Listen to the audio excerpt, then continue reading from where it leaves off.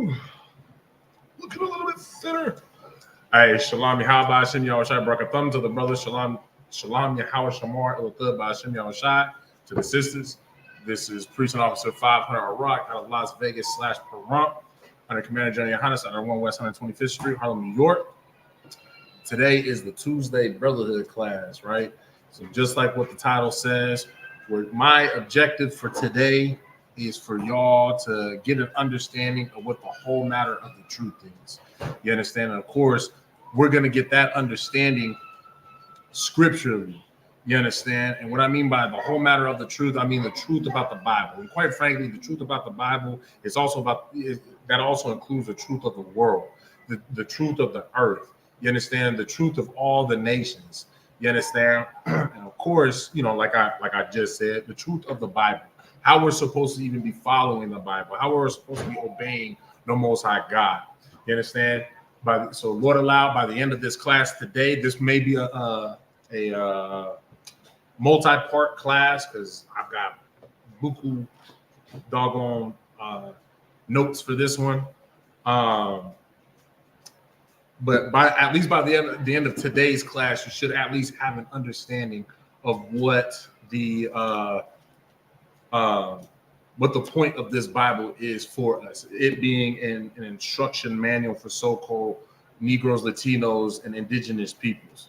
You understand? You know, like I said, we'll get to the whole matter, the entire conclusion of the whole matter, the truth as to what we're supposed to be doing with this Bible. You understand? What we're supposed to be getting from this Bible. You understand? How we're supposed to be living our lives. You understand? And of course, this does apply to, you know, it being the Tuesday Brotherhood class, because I mean, wouldn't it be unbrotherly for myself or any other brother who has the understanding but doesn't share that understanding, doesn't teach that understanding, that doesn't pay it forward to the next brother, right? So now that we got that established, what we're going over today in today's class, I'm just going to ask y'all to do your part to please make sure that you like, share, and subscribe, and comment on the videos. You understand? Do your part to get the algorithm going so that, you know, we can get this truth spread out to the four corners of the earth. You understand? You just never know that you might just simply share any ISUPK class, and, you know, there might be somebody on your friends list that just sees it, and then, you know, them being so-called Latino, Negro, or indigenous peoples, you know, they might click on it, and then boom, just by you sharing it, you understand, you just save some stranger's life. You understand? Of course, we do a direct policy of, you know, where we actually go out in the streets and deal with our people. But this is also another avenue of approach on how we're able to pull our people out in the world and to save, to serve the Most High God properly. You understand? So while y'all do that, I'm going to also do it myself. And then with that said as well, if there's anybody that has any questions that is online, feel free to post it in the chat. If I'm able, I will answer your question to the best of my ability scripturally. If I'm unable to answer it myself, I will take your question down and bring it to a man that's mightier than myself. You understand? We're not the Christian church, man. If you got a question and I don't know, I'll let you know that I don't know, but I will find you the answer. You understand? The Christian church, you know, them pastors, they'll sit there, do a whole song and dance and, you know, tell you to pray about it and this, that, and the other, basically give you everything but the answer. You understand? You know, they'll damn near steal your woman, steal your husband, steal your kids, because, you know, they pedophiles as well, sleep with your sister, your grandma, the whole shebang. But the one thing they will not do, you know, of course, steal your money. But the one thing that they will not do is tell you the truth. You understand? But that is exactly what we are all about in the ISUPK. You understand? So if there's anyone that has any questions, feel free to post them in the chat. And of course, you know, you help that algorithm out the more that y'all leave comments in the chat and whatnot. So, you know, again, everybody doing their part, you know, laying their brick to get this word out to the four corners of the earth. And that doesn't just apply to just Officer Iraq's class or just ISUPK Las Vegas. You should have the same mentality with anything that's ISUPK. You understand? Let me just finish liking and sharing.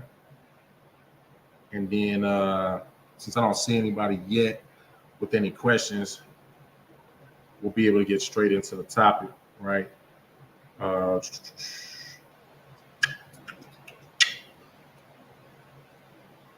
Okay.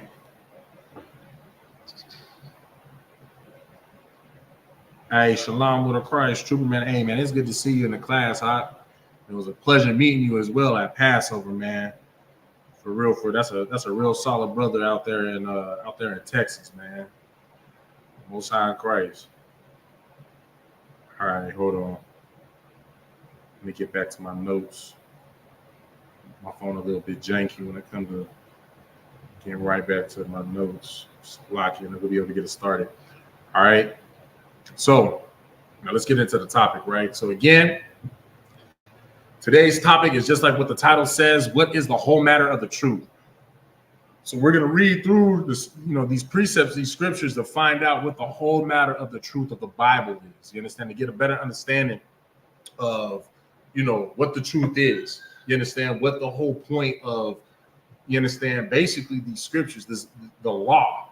You understand? Everything, from cover to cover, we'll get a more of an understanding of why it's important for you to understand what you're even reading in the first place. You understand? So first, we're going to start off at the book of Ecclesiastes, chapter 12, and verse 13, right? The book of Ecclesiastes, chapter 12, verse 13. Let us hear the conclusion of the whole matter. Fear God and keep his commandments, for this is the whole duty of man. I mean, like, we can damn near just cut the class right there. You understand? You really only need just this one scripture when it comes to, this topic. But of course, I got many more because, you got to also remember that Negroes, Latinos, and indigenous peoples, man, we buku hard-headed. You know what I'm saying? Well, we got to be told time and time again. I mean, hell, we damn near have to repeat ourselves when we're making a point. We repeat ourselves several times to make sure that you get it, because at the end of the day, we know that us ourselves as the individual, we hard-headed, and we need to be repeated to several doggone times, man. You know what I'm saying? It's that spiritual thing. So of course we're gonna go even further into it, but let's make sure that we break this down. Make sure that everybody has a thorough understanding of what we just read. You understand? Because of course we do have those lavender lad hecklers, and you understand them, just all them fake Israelites who come into the class, and of course you got them doggone fake, not fake, but just Christians as a whole, who are actually looking for a proper understanding of these scriptures. Because you know what? They know that they're not getting it from Nasty Nate. They know they're not getting it from pedophile GOCC. They know they're not getting an understanding from, they disgusting ass churches under those pastors. You understand? So let's make sure that we actually get a thorough understanding. And of course, just to further stress, if there's anybody that has any questions of anything that is being read or even off topic, make sure that you post it in the chat, all right? Hey, shalom with Christ. Halak, it's good to see you in the class. So let's read that again from the top and break it down from the top, right? So again, we're at the book of Ecclesiastes, chapter 12 and verse 13. Let us hear the conclusion of the whole matter. So right here, it's all right. You know what? Let's make sure that we get an understanding of what what the point to all of this is. Everything wrapped up. You boil it down. What is the point? The conclusion of the whole matter. The matter being this Bible. You understand? The matter being the law, statutes, and commandments. You understand? Everything that we read out these scriptures. You understand? Let's get to the conclusion of the whole matter, to the very fine point of everything boiled down. What is the point of this? You understand? It's to fear God. Everybody understands that. You understand? Everybody claims that they know that. I fear God. And that's why you get like stupid Christians who'll sit there and say dumb shit like, it's like for my language, but they'll say dumb stuff like, I pray that God doesn't strike me down right now, because they think that's them displaying the fear of the Most High, that he can just strike them, that he will just strike them down at any time when, like a bolt of lightning. You know what I'm saying? Y'all really think that the Most High is going to waste his time with you personally like that? Just because you might have said or did something, small. Like, you don't even, a lot of times Christians try to say that, they fear God and that's why they listen to him, but yet they eat pork. You know what I'm saying? That right there, you should be goddamn stricken down for. Or they are alternative lifestyle. They are part of the alternative lifestyle community.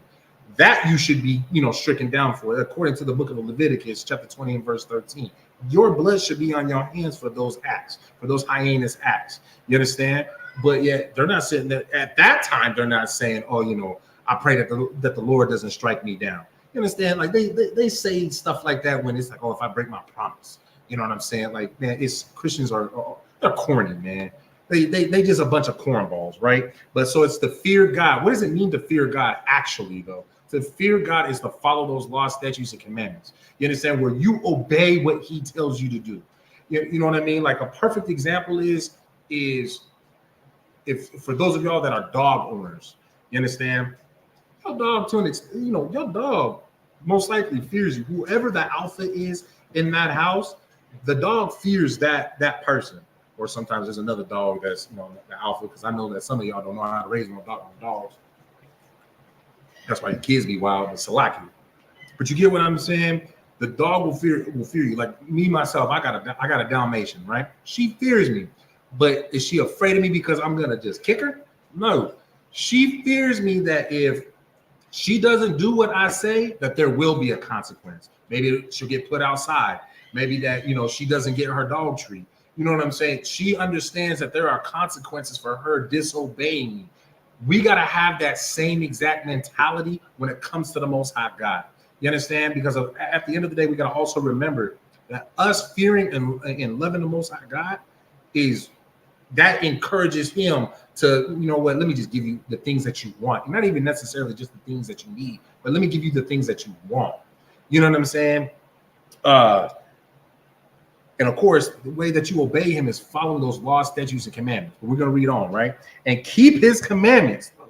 Like I just said, fear God and keep His commandments. The way that you fear God is by keeping His commandments. You understand? If you're not sure where His commandments are, you understand? Make sure that you tune in, first of all, into our Wednesday law classes. You understand? Every Wednesday we go through the law. And then, of course, man, you just go through the book of Leviticus, the book of Deuteronomy.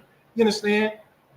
Go through these books. Of course, again, I got to keep on, poking at these, them dumbass Christians. I always say they're just dumbass Christians because they claim that they love God. They claim that they know the Bible, but yet they don't do anything to show that they fear the Most High God. They don't do anything to obey Him. You understand? They don't obey the Most High God. They just say with their mouths that they love God, but they don't do anything to show that they actually do. You understand? But right here, it's telling you how you show that you actually do fear God, and that's by keeping His commandments. You understand? The Christians, they don't want to read the Old Testament. You understand? They think that's done and over with. But you know what? And of course, as we go, because we're going to jump back and forth between the Old Testament and the New Testament, and you're going to see in the whole book, the entire Bible is what matters, not just this little piece that makes you feel good, not that little piece that makes justifies the wickedness of which that you live your life. You understand? The entire book as a whole, you understand, and which is boiled down in this one verse. For you to understand this entire Bible is for you to understand that, hey, fear God and keep His commandments. You understand? So right then and there, all these Christians, they should start to realize, what, I need to shut the hell up and start listening to these Israelite brothers in the ISUPK on the Commander General Muhammad. You understand what I'm saying? For this is the whole duty of man. Your duty as a man, as a woman, as basically you just say the human species. Our whole duty is to do what? Fear God and keep His commandments. That's it. It's simple. It is simple. Your whole duty. There's nothing else that you are like take for example, because you know how like a lot of people say, "Oh, I don't know what my purpose is on this earth." Hey, shalom. If you don't forgive, you will die. Good to see you in the class.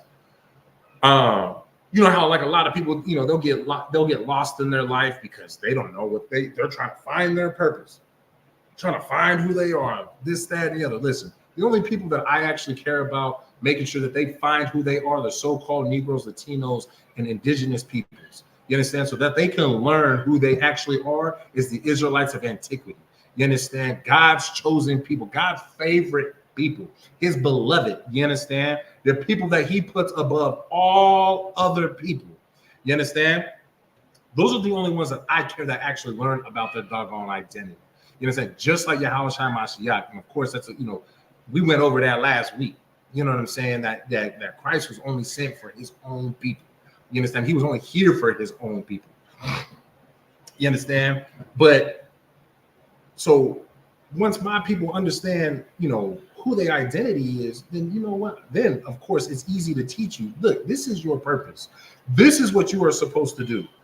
And it's as simple as what does it say? Fear God and keep his commandments. And again, like I said, 15 minutes in, about to be 16 minutes in. Oh, okay, Most High Christ. We're only 16 minutes in, and already in just one verse. I mean, shit, it's like y'all should understand what the whole matter of the truth is. Y'all should understand now just that easily. And Salaki, give me 1 second. About to invite the brother into the classroom. But just that easily, you understand? Like that's in realistic when you are learning from a real priest and prophet of the Lord, you understand, a man of God, it's actually a whole lot easier for you to understand what this Bible is actually saying to you. You understand what is actually being written or what was actually written. You understand? It's not as difficult as everybody else tries to make it out to be. You know what I'm saying? Oh, whoops. No, yeah, that's the email I want to use. Bear with me 1 second. It's a lot. I'm about to send this brother a invite into the class. Thanks. So block you, y'all. Just bear with me. I'm already almost done.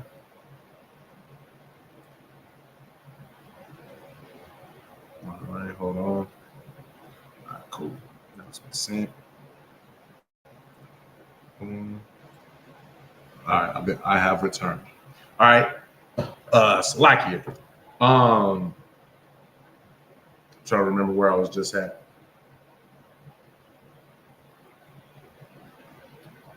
All right, you know what? It passed. That's all right. I believe I already said everything I needed to say on that verse. So we'll go ahead and move on. All right, so like, got a little bit. Multitasking isn't the best, one of my best, whatchamacallits, abilities. Okay, hold on. Let's make sure. Brother is in here. Hey, Shalom, how about you, Thug? Shalom, how about you, Thug? Most High in Christ. Hey, so you can hear me, Tawak? God. Most High in Christ. So you actually been hitting the gym, man. You're looking a little bit slender. Can see that?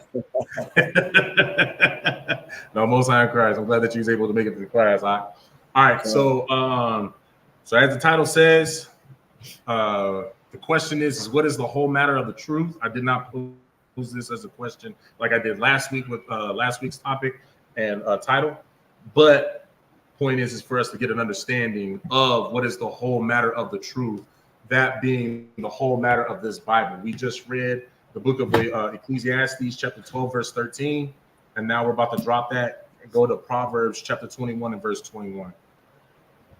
All right, so Proverbs 21 and 21. You want to sit in class? Huh?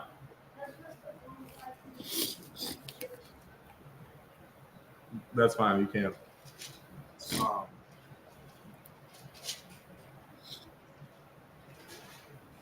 right, go ahead and read that when you got it, Baba Shah. It's the book of Proverbs, chapter 21, and verse number 21. Uh-huh. He that followeth after righteousness and mercy findeth life, righteousness and honor. Okay, that's very simple, right?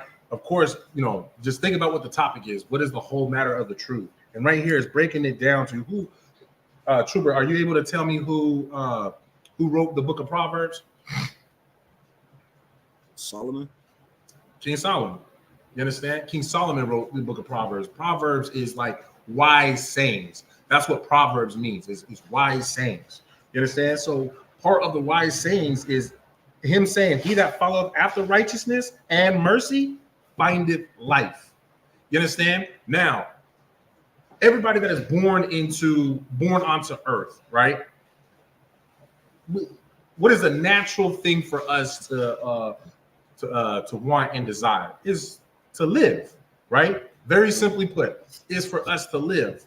Well, it says right here, he that followeth after righteousness and mercy findeth life. So if you want to find life, if you want to actually have life for yourselves, how do you obtain that? How do you actually truly obtain life for yourself?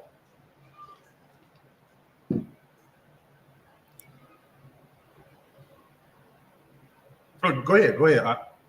By keeping the law, statutes, and commandments. Okay, you're right. You are right. You're getting a little bit ahead of my question right now, but I want you to stay focused on what we just read.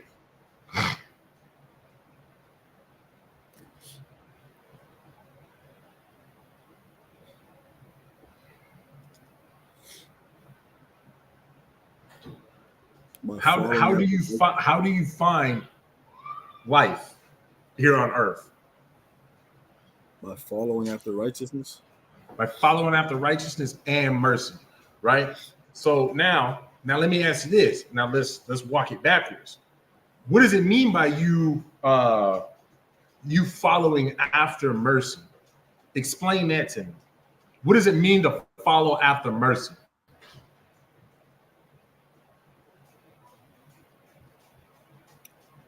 Follow after mercy, like I could barely hear you, Art, just so you know. Like being able to show mercy. Okay. Being able to show mercy. I need more than that. So I'll even help you out with it. Let me ask you this. Does everybody have the ability to show mercy? There's what are we at? Like between 7 to 9 billion people on the face of the earth right now, right? Does all 7 to 9 billion people on the face of earth have the ability to show mercy? You do. Everybody does. It doesn't matter whether you're an actual you are an Israelite, a Moabite, an Ammonite, African booty scratcher. It doesn't matter. Or a Hamite. I just prefer to call them African booty scratchers because they're nasty. But you know what I'm saying? It doesn't matter. We all have that ability. So, but do you think right here it's talking about having the ability to follow after mercy? And that's what I'm saying. I need you to give me more about what it means to follow after mercy, which would also bring you to life or bring you to a life.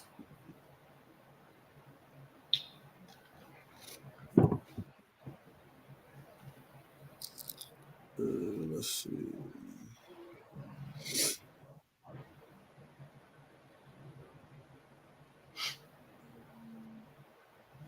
You might need to turn up your microphone sensitivity, unless you want to, lean forward every time that you speak.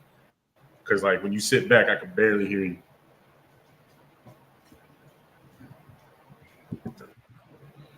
What's up? Yeah, pull the seat up right there. Put your seat right there and just hold on to it. You're all right.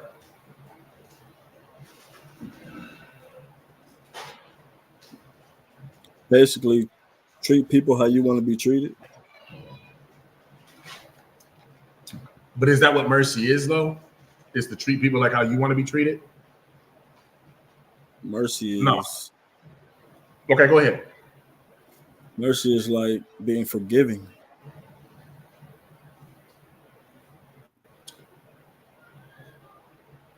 Yeah, that's a part of being merciful. A major part of being merciful, yeah, is to be able to forgive. But okay, what I'm looking for, what I want you to say about what brings you pursuing after mercy is what brings you life. because you were kind of in the ballpark when you said, treat others how you want to be treated. Now, treat your brothers and sisters, your fellow Negroes, Latinos, and indigenous peoples, the Israelites. Treat them like how you want to be treated. You understand? And when they offend you, whether it's intentional or unintentional, but they ask for, they go to you to repent. They go to you to ask they go to you to ask for forgiveness instead of you punishing them and just trying to inflict whatever kind of consequences that you can on them. Instead of going that route, yeah, you're merciful. So you know what, man, like if it was anybody else, bro, I would cut you down. I would have to take one of your fingers off, or I'd never talk to you again, or whatever had happened. But instead, you just like, since you was brotherly enough to approach me, and then you recognize the fact that you had offended me, and you apologized, man. You know what? Don't even sweat it out. You know what I'm saying? So that we can move forward, and that's part of you loving your people. You understand? That's part of also loving yourself. You understand? Because just like what you said, treating others the way that you want to be treated. And of course, we're gonna have a whole lot of these types of discussions, on these Tuesday classes, because it's all about. Go ahead and tell me. It's all about brotherhood. Exactly. You understand?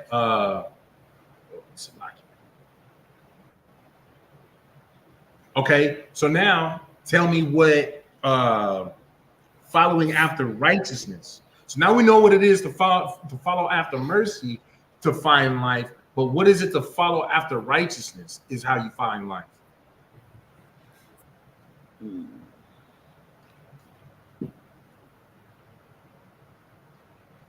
How do you follow after righteousness? What is the righteousness that you follow after?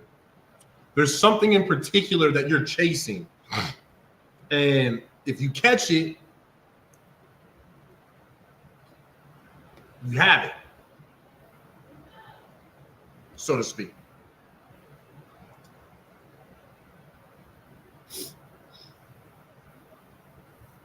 I would say the law, statutes, and commandments. The law, statutes, and commandments. It's that simple. Can you be righteous without following the law, statutes, and commandments? You can't. So it's that simple. So King Solomon is saying, he that followeth after righteousness and mercy will find life. So if you are someone, now, what do you think this is a precept for, really quick? What is this a good precept for?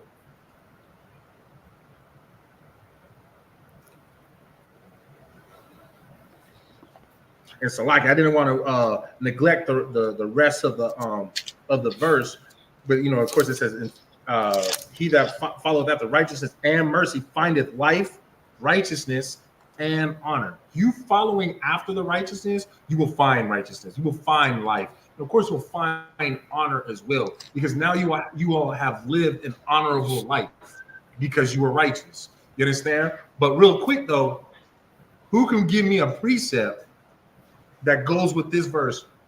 Just beautiful.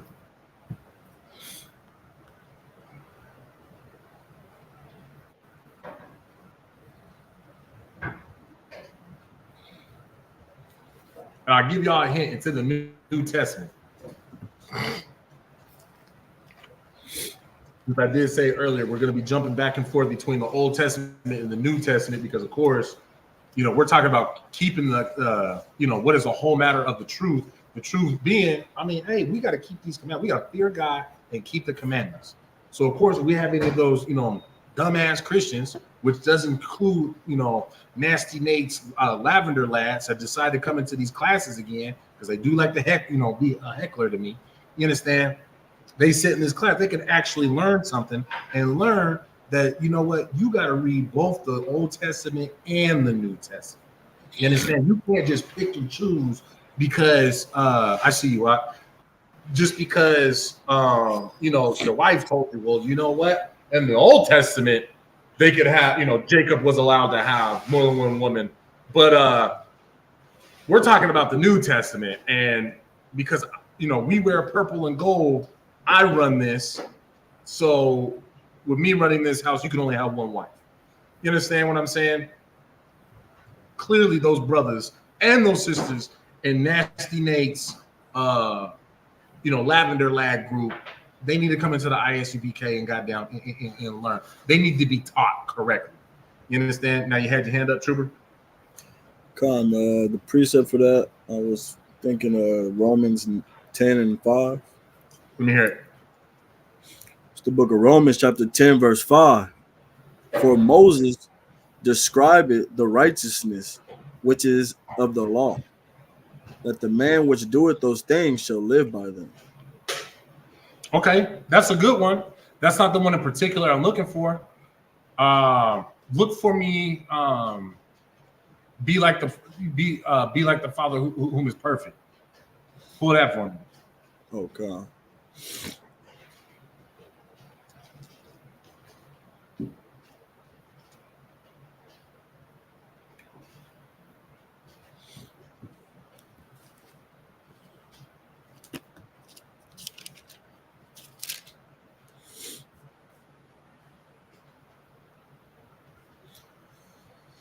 It's the book of Matthew, chapter 5, and verse number 48. Be ye therefore perfect, even as your Father which is in heaven is perfect. Now, what does it mean to be perfect? By keeping the law, statutes, and commandments. Keeping the law, statutes, and commandments. And when you keep the law, statutes, and commandments, according to Proverbs 21 and 21, what does that make you? Perfect. According to Proverbs 21 and 21.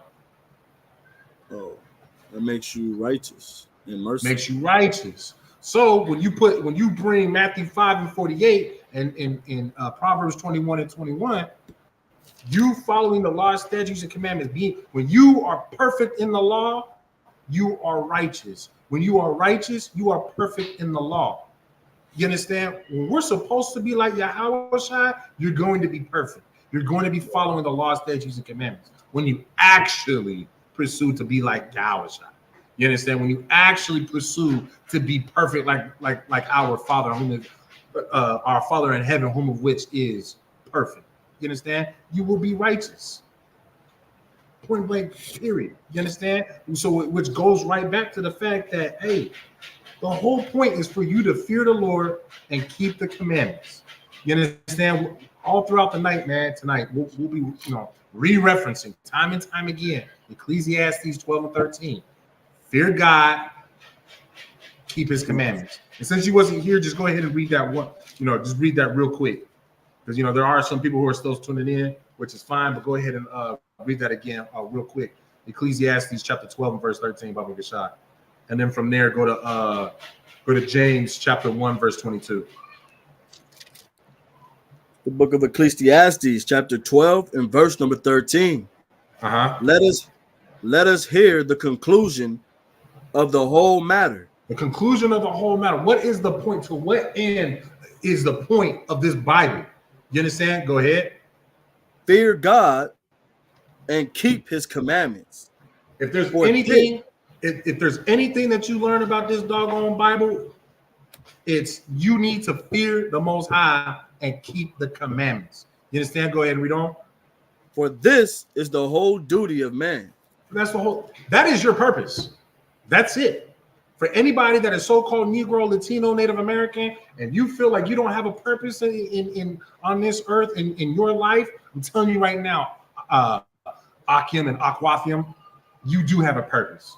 It is for you to fear God and keep his commandments.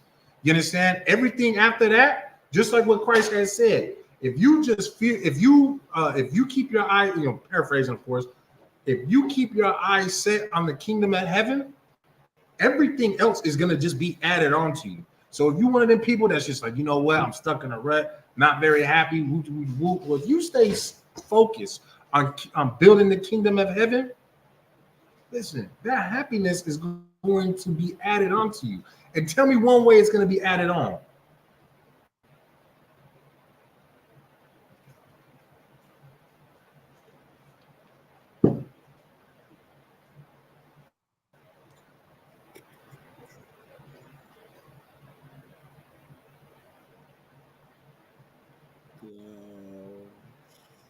Yes.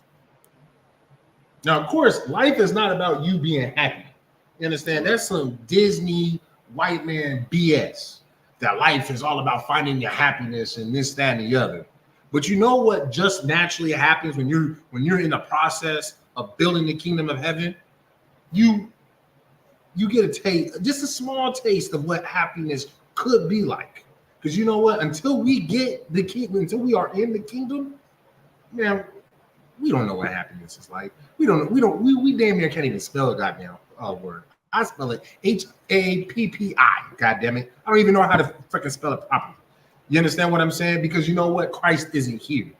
There's so much more that that we are to have as so-called Negroes, Latinos, and indigenous people that is missing.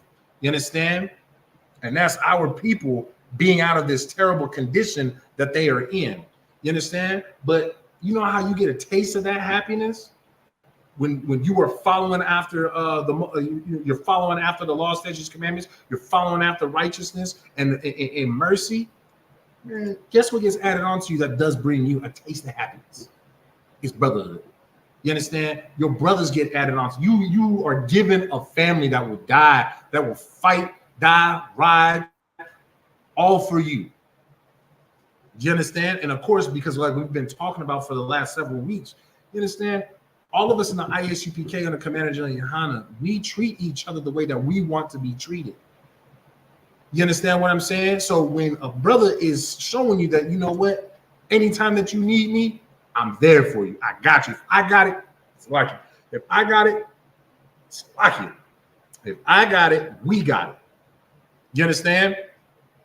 So of course, naturally, when a brother is showing you how he's treating you, he's also saying, "This, I want this in return as well. I want you to have my back like I got your back." I mean, I don't think that's too much to ask, to be honest. Because what is the key thing that you got to take away from that? Is if I have it, we have it. You understand? If I can help you, I will help you. I will be there for you. You understand? That's not saying that like, oh, all of a sudden, I'm gonna go play, crypto and all these other investments just so that I can make you rich. No, it's a simplicity of, man, you know what? I love y'all so much. If I got it, if you need it, you got it. Simple as that. You understand? Let's go ahead and drop that. Now go to James 1 and 22. Why did that happen? God damn it.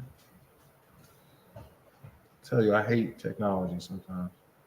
There we go. Yeah, go ahead and read the book of James, chapter 1, verse 22. The book of James, chapter 1 and verse number 22.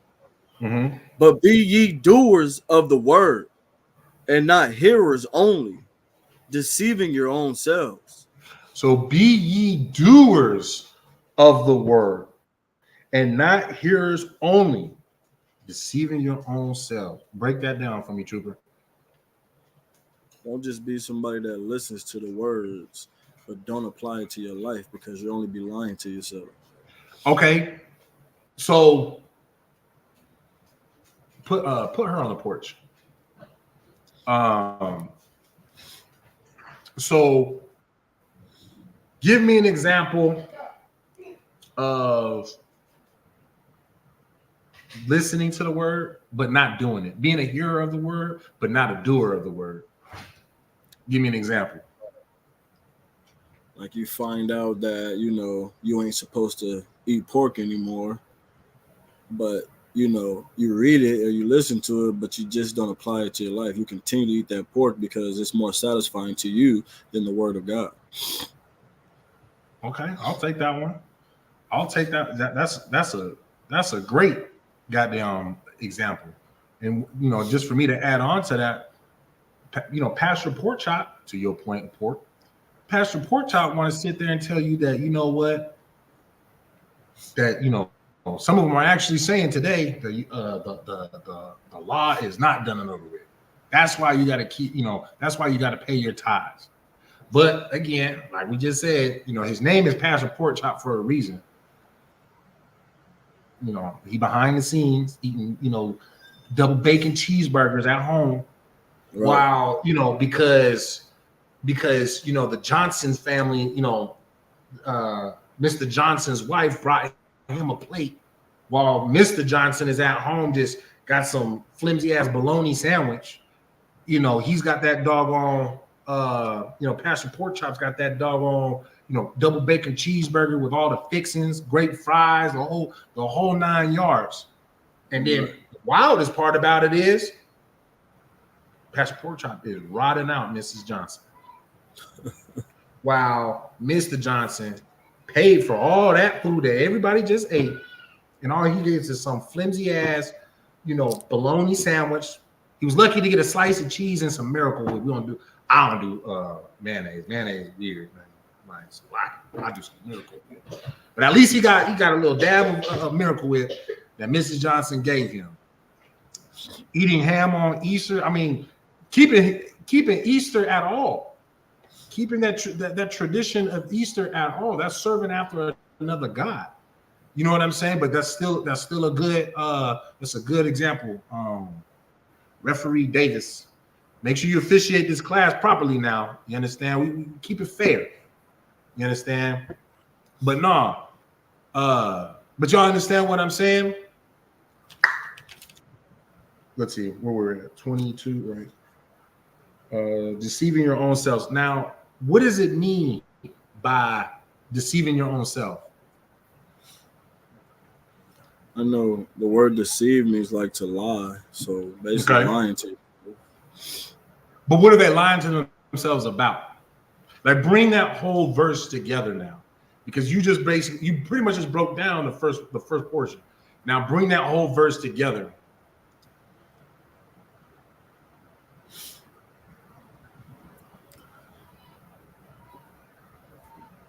Don't just be a listener to the word, but actually apply the word to your life. Because if you just listen, you'll just be deceiving yourself, lying to yourself,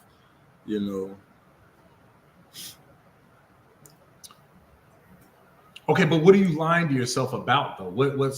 How are you lying to yourself? Because you say that you love God. You say you know God. Precept. Okay. It's the book of 1 John chapter 2 and verse number 3. And hereby we know that we know him if we keep his commandments. He that saith, I know him, and keepeth not his commandments is a liar, and the truth is not in him. Hey, get that brother a hand. Excellent precept. Simple as that. Because goddamn well they ain't keeping the Mrs. Johnson is not keeping the commandments because she's getting rotted out by Pastor Pork Chop. Pastor Pork Chop is not keeping the commandments because he's eating bacon and rotting out another man's woman. That's adultery. And you are partaking in an abominable dish. Like everybody understands what I'm saying right now. You understand? Like, do y'all understand like how this is unraveling for us to understand what is the whole matter of the truth? You understand? It's not about how you feel, the things that you want to do. You understand? It comes down to what the hell is written in this book. What the hell the Most High God had commanded us to do in the first doggone place. To hell with your your fleshly lusts. You understand? To hell with your fleshly desires. Who gives a damn? You understand? What matters is you fear God and you keep his commandments. It's that simple. Ecclesiastes 12 and 13. Again, like I said, we're going to be re-referencing it all throughout the night. You understand? Go ahead and drop that. Go to the book of Deuteronomy chapter 6 and verse 24.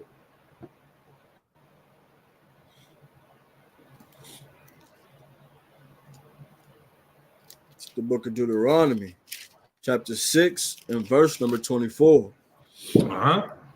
And the Lord commanded us to do all these statutes, to fear the Lord our God for our good. So the Lord commanded us to do all these statutes.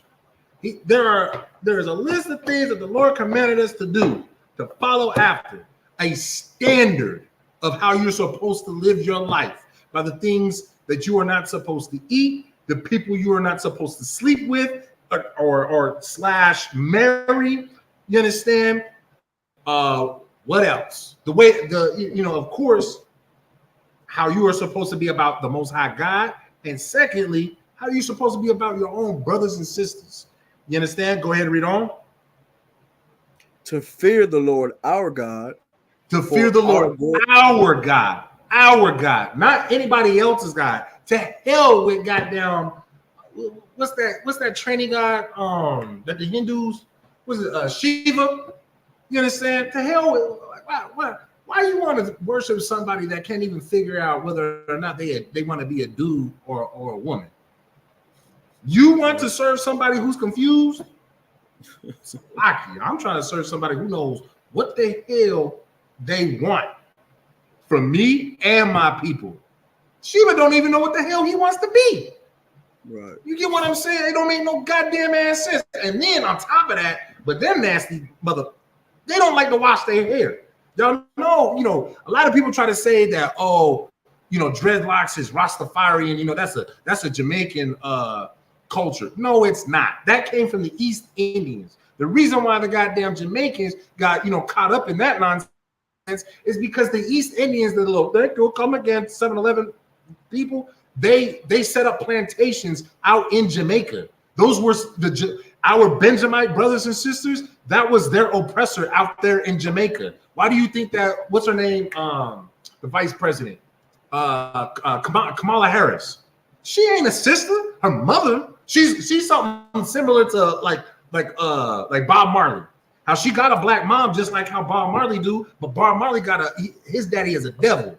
Well, Kamala Harris, her daddy is East Indian. She's a how do you say it? Elamite. You understand? She comes from the nation of Elam. You understand? She is not a sister. You know what I'm saying? That's why she had to do one of the most racist things, you understand, during their campaign, where they're like, oh, look, I don't like to put, hot sauce on my chicken and my eggs. Take a bite. Oh, it's delicious. I told you I'm a nigga just like y'all. No, the hell you not. Go country where, y'all got what? Goddamn 5 billion people all condensed into one goddamn country. Y'all eating curry that was stirred by some dude who ain't got no foot. The little nub of his leg got all stirred up. Go back to your culture where y'all do nasty shit like that. Where y'all take a bath in that goddamn river, put all your cremated people. And when I tell you these other nations is sick and disgusting, they sick and disgusting. The East Indians are not exempt from that. You understand? I know I say a whole lot about the African booty scratching Hamites, and of course, like I can never decide between which one I despise the most, between our oppressor, Esau, or the Moabites and Ammonites. Man, I do not like them at all because they are so wicked and disgusting to our doggone people. But you know what? They all nasty. They all wicked, nasty, and disgusting. You understand? But that's even more reason for you to not follow after them. You really gonna sit there and watch somebody go days without showering just because they want a certain hairstyle? You're really gonna follow after somebody that cannibalism is still a very big thing out there in East India. There's plenty of stuff that you can watch about their culture where I mean, like I said, their goddamn river that they bathe in. I don't know how you can say that you soak in. Man, that's mixed with a sewage water. So they're bathing in dirty water that's contaminated by their trash, urine and feces. And then, of course, like I just said, they dump the ashes of their dead all throughout that river. But that's what you want to follow out. You find these people to be holy. You find these people to have the answer to being righteous and the answer to, who we're supposed to serve in this earth. You think those people know how we're supposed to live on this earth during your lifetime? Listen, like I said earlier, man, that in itself is proof just how stiff-necked and hard-headed our people are. We just want to do what everybody else is doing. we want to follow after what everybody else is doing. Even though that we the trendsetters, we want to do what they do. You know what I'm saying? Go ahead and read on. Come. For our good always, that he might preserve us alive, as it is at this day.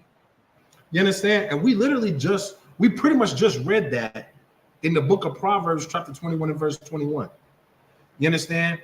On how we are to follow the command, it's like follow after the Most High God, his commandments. You understand? To fear him. That's Ecclesiastes 12 and 13 again. You understand? For our good always, that he might preserve us alive. We just read that in Proverbs 21 and 21. You understand? It's like you. We just read that. So, of course, like I said earlier, we love to repeat ourselves to make sure that a point drives home. Let me say that again. We love to repeat ourselves to make sure that a point drives home.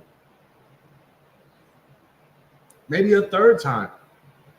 We love to repeat ourselves to make sure that a point drives home. You understand? We will say the same thing over and over and over again. Because you know what? We try to pretend like they ain't hear us because I don't know, maybe we don't think we heard ourselves or something like that. But shit, we gonna make sure that you understood what the hell I just said. You know what I'm saying? I said it umpteen million times. You know what I'm saying? It is no different. That's how you know there's no difference between us. I should say the differences between the 12 tribes of Israel, so-called Negroes, Latinos, and indigenous peoples. The differences between us is minute.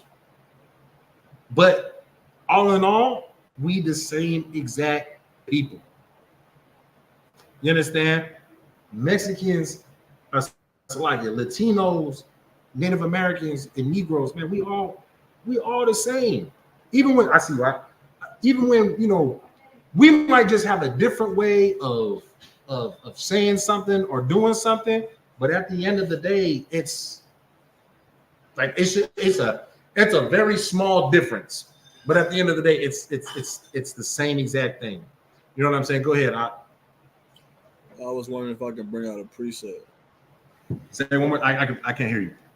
I was wondering if I can bring out a precept. Yeah, go ahead. It's the book of Deuteronomy, chapter 10 and verse number 12. Oh, you know what? I was actually that's where we was going.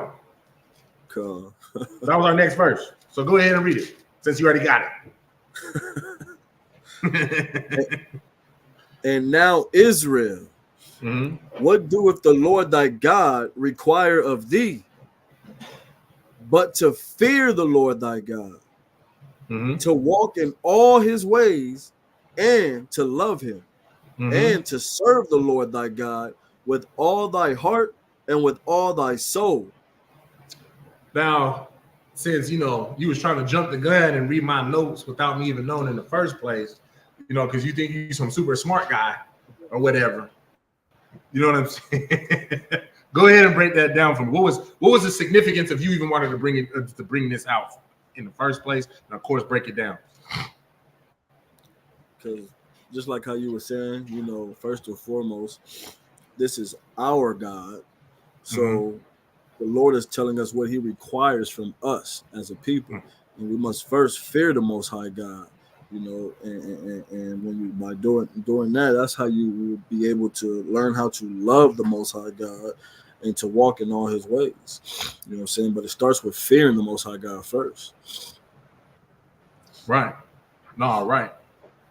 You understand? And of course, again, because I really think that there's a piece of me that genuinely enjoys repeating myself, but the Bible does repeat it over and over again. The same thing. Right. We just basically read this in Deuteronomy 6 and 24. We just read this in Proverbs 21 and 21, Ecclesiastes 12 and 13, James 1 and 22. Not really James 1 and 22, but that's going to it'll cycle in. You get what I mean? But you get what I mean? All of it is being repeated time and time again to make sure that you understand what is being written. And with that, there should be no question by the time that, I mean, hell, doggone chapter, let alone this freaking class, there should be no question. You shouldn't be sitting there thinking to yourself, like, what is the point of my life? What am I supposed to be doing with my life? Who am I? As long as you can answer yourself to be in the 12 tribes, the 12 tribes, this is why we're having this class. And so that answer for you in particular can be answered. You understand? Your whole purpose is to serve the Most High God. Your whole purpose is to follow the laws, statutes, and commandments. Anything else that you choose to do, as long as you're doing that, anything that you choose to do, hey man, Most High Christ, I hope you succeed. I hope that it is the Lord's will to see you succeed in that field. But there might be something else that you might be even better and more successful at.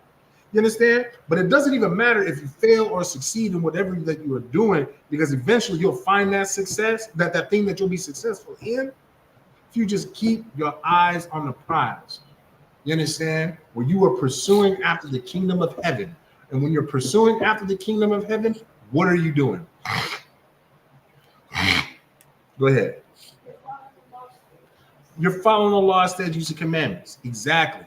You're fearing the Lord and doing as he commanded you to do. It's that simple.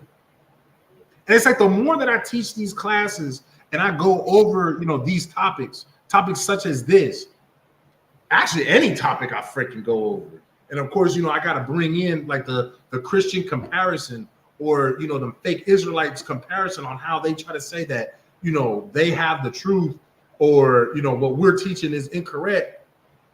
In the midst of it, like, I always stop, I kind of just think in the back of my head, like, how do y'all get this mixed up? How do you not understand what's being said right here? You get what I mean? Like, how do you think that, God, I believe that God created me because, I was put here on earth so that I could travel. I was put on earth so I can just cook for, for people. You know what I'm saying? Like how people just have those corny ass callings. Like take for example, right? Russell Wilson, when he was talking about him going to adopt Future's child, when he was dealing with that, when he first started dealing with that one sister, they they interviewed him about it, and he was just like, God, if like I asked God, I was praying and if this is what you want me to do, I'll do it. First of all, Russell Wilson is a nigga. So with that being said, do you think that's what the Most High put him on earth for? No. What did the Most High put Russell Wilson on earth to do? Exactly, to fear God and to follow, and to fear God and keep His commandments. Everything else is just what you want to do. Right. That's the life that you chose, and that's also proof.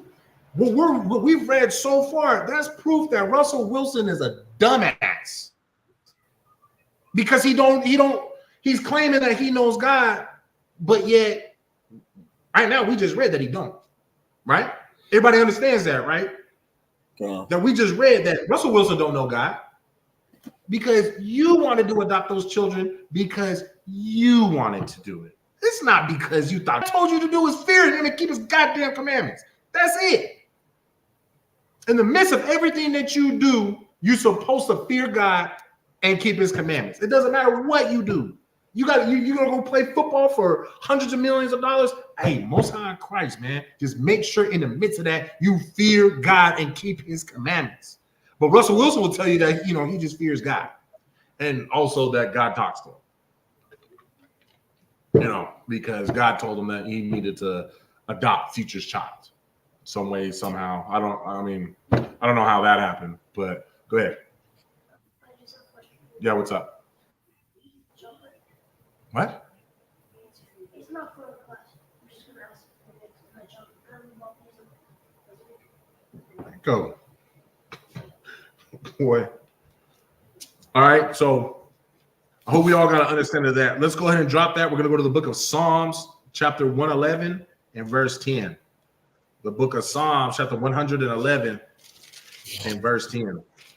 It's the book of Psalms, chapter 111 and verse number 10. Uh-huh. The fear of the Lord is the beginning of wisdom. Wait, God damn it. Wait. I don't think I understood that verse. That first, you already started off, you read it too fast. I don't know. I don't understand. I'm a dumb Christian, God damn it. I need you to read that first part again. It's the book of Psalms, chapter 111 and verse number 10. Uh-huh. The fear of the Lord is the beginning of wisdom. The fear of the Lord is the beginning of wisdom. Why?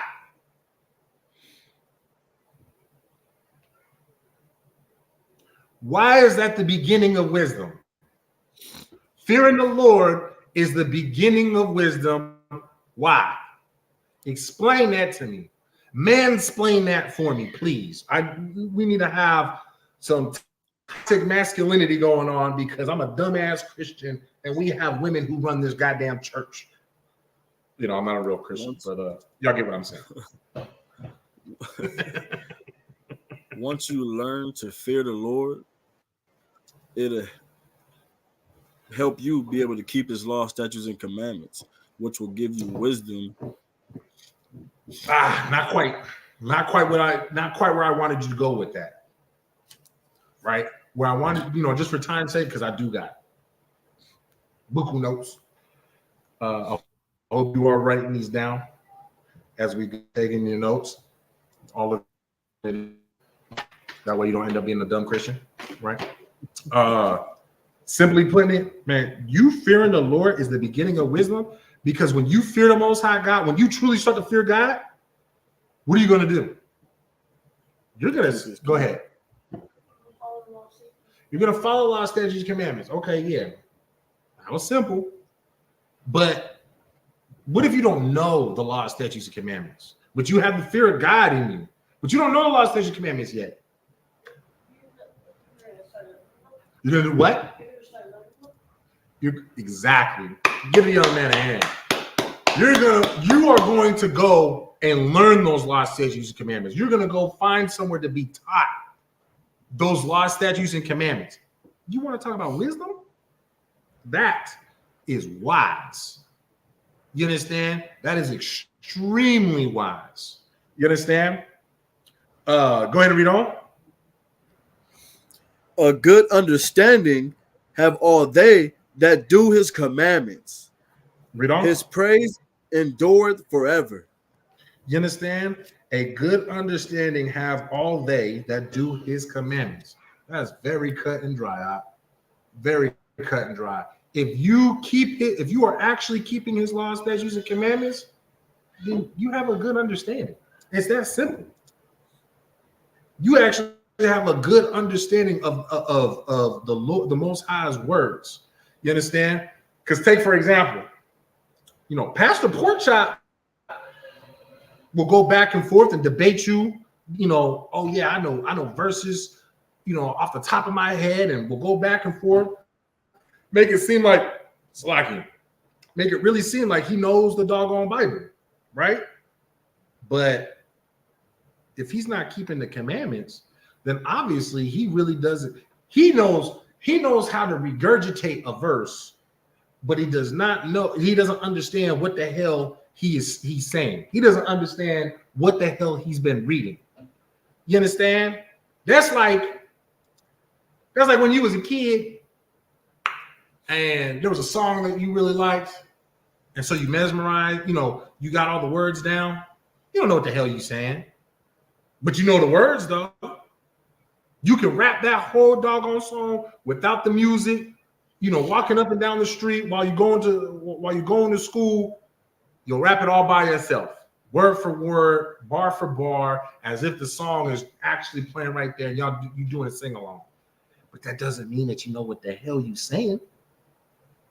Y'all understand what I'm saying?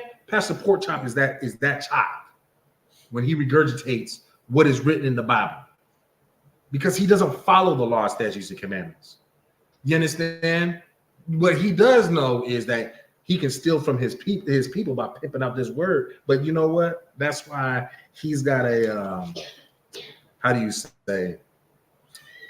He's I can't think of the doggone word I want to say, but he's got something coming for him. I can't think of the doggone word. He's got a reward for his works, and it ain't gonna be pretty, right? All right, go ahead and drop that. Go to the book of Psalms 119 and verse 96. Book of Psalms 119 and verse 6.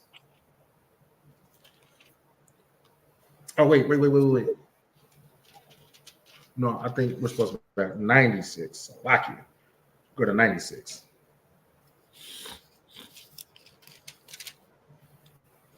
It's the book of Psalms, chapter 119 and verse 96. Mm-hmm. I have seen an end of all perfection, but thy commandment is exceeding broad. All right, this one I want you to break down.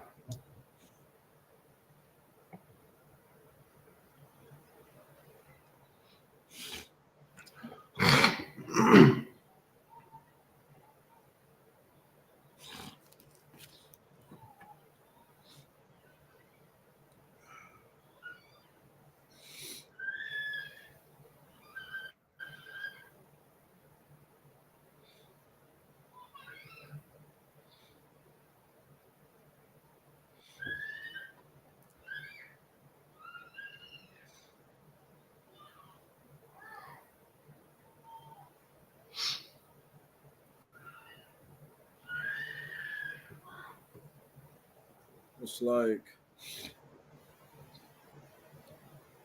I have seen an end of all perfection, but thy commandments is exceeding broad. So what does King David mean by him saying that he has seen an end of all perfection? Let's start with Like that. He's been around. He's seen all these things, and it came to an end. But Give me an example of something that. But give me an example of the perfection that he could have seen but it came to an end.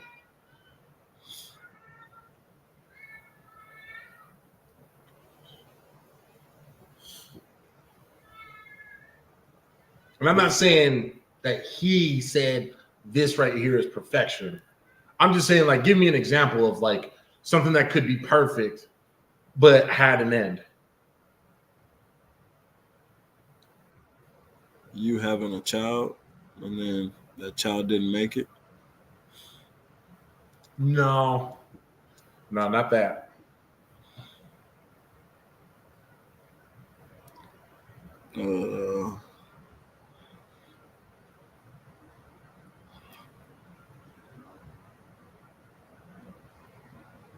You having rulership. Well, okay. I guess you could say a child in a sense. I could see kind of where you're going with that. Okay, rulership could be perfect, but it has an end. Not really where I wanted you to go with it. Say something because it's a lot simpler than what you're trying to make it into, right? Like something as simple as, man, that sunset was perfect. That was you can't get no better than that sunset. Can't get no better than than today's weather. This art right here is perfect. You understand? These things are perfect, but they all had an end, right? Eventually, it was done. It was over. Disintegrated. It died. And you know what I'm saying? It's over. You understand? But then reading on, nose is itching. And reading on, it says, "But thy commandment is exceeding broad." What's that mean? It never has an end. Do you know what the word exceeding and broad means? Like, just like boom. Like, it's exceedingly just All everywhere. over. Yeah, there you go. It goes all over, and then it covers everything, and then keeps on going. You know what I'm saying? So in other words, what is he saying right there? But thy commandment is what? What is he saying right there? His commandments. Of course he says, everywhere. but thy commandment is exceeding broad, because this is a song, right? So what is he actually saying though? Go ahead. That the what? That the commandments are spreading everywhere? No, that's not what he's saying.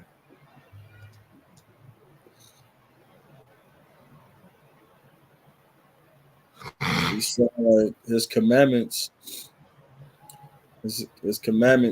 will never come to an end. Exactly. All these things that may be perfect, that perfect sunset, that perfect fat behind that girl got, man, all of it will come to an end. She ain't always gonna have that perfect fat cake. You know what I'm saying? Eventually, I mean, it still might be fat, but it ain't gonna be that perfect fat cake that it was when she was, 25, when she was 22, 25. You know what I'm saying? Eventually, hey, in time, the perfection. But you know what? I think our standards kind of decrease as well with it as we get older. And it's okay because you love her. But no. You know what I'm saying? But you get what I'm saying? All these other things have an end of their perfection is limited. But these commandments, it doesn't matter if it was at the time of Adam. Does it matter if it was Noah, if it was Abraham, Isaac, Jacob, Moses, Joshua, King David, King Solomon, Yahushua, or present day? It doesn't matter where you are in the timeline. These commandments are perfect, and nothing will be able to supersede them. You understand? So, of course, naturally, you should know that we should, for all time, keep these commandments. You understand? Because they're perfect. There's nothing better than keeping these laws, statutes, and commandments. There is nothing that will put you in a better situation than these laws, statutes, and commandments. Overall, a all-around better situation. Listen, you might go worship Buddha, rub his fat belly and all that, and then all of a sudden you start coming into money. But you know what? You've sacrificing a whole lot to come into that money, though. You understand? To actually get that money. Because one thing you sure as hell ain't gonna get, because of the fact that you choosing that God, which means naturally you're also choosing those people, you ain't gonna get brotherhood. It's a lot here. You can't buy brotherhood. You understand? Brotherhood does not have a price tag on it. You understand? So you think that all that money is going to keep you happy? Okay. You got the perfect amount of money. Guess what? King David letting you know that shit it's got an expiration date. You understand? Go ahead and drop that. Go to the book of Matthew, chapter 5 and verse 6. Matthew 5 and 6. The book of Matthew, chapter 5 and verse number 6. Blessed are they which do hunger and thirst after righteousness, for they shall be filled. Break that down. Basically, Yahushua is saying, blessed are they who actually are seeking after his righteousness, and because they're seeking it, he's going to make sure to fill them up with it. Exactly. Very, very simple, right? mean, my thing is how the hell do Christians not understand that when they talk about they righteous? They talk about they love God. They talk about a bunch of BS. You understand? Blessed are they which do hunger and thirst after righteousness. Man, because Yahweh, because the Most High is going to make sure that you eat. God damn it. Y'all do know that the Most High and the angels make sure that birds eat, that crocodile eats, that puma eats, that the lion eats, that the hummingbird eats, that you eat. You understand? We'll make sure that you get what you need. You understand what I'm saying? And if you choose to eat righteousness, the Most High will see to it that you get it. You understand? When you are thirsty and hungry for righteousness, you will be filled. You will not be without. You understand what I'm saying? I dropped that. Go to the book of Romans, right? Yeah, book of Romans, chapter 7 and verse 22. Book of Romans, chapter 7 and 22. It's the book of Romans, chapter 7 and verse number 22. For I delight in the law of God after the inward man. So read that again. It's the book of Romans, chapter 7 and verse 22. Uh-huh. For I delight in the law of God after the inward man. You understand? For I delight in the law of God after the inward man. What is the inward man? Inside of, like who you are, inside your spirit. Well, not necessarily your spirit, but the men that are inside. You understand? Inside, but inside what?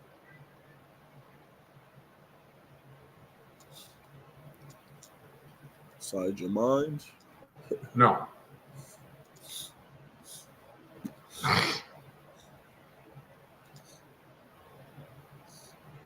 To keep it simple, think of it like this. For I delight in the law of God after the inward man, for after the man that is in the ISUPK. For those that are inside this truth. You understand? Here, read on. Read verse 23. Verse 23. This will help give you context on that. Go ahead. But I see another law in my members, warring against the law of my mind, and bringing me into captivity to the law of sin, which is in my members. Do you understand?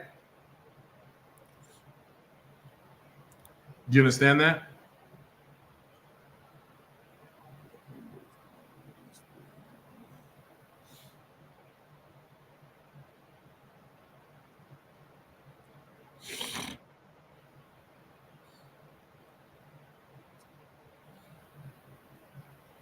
So,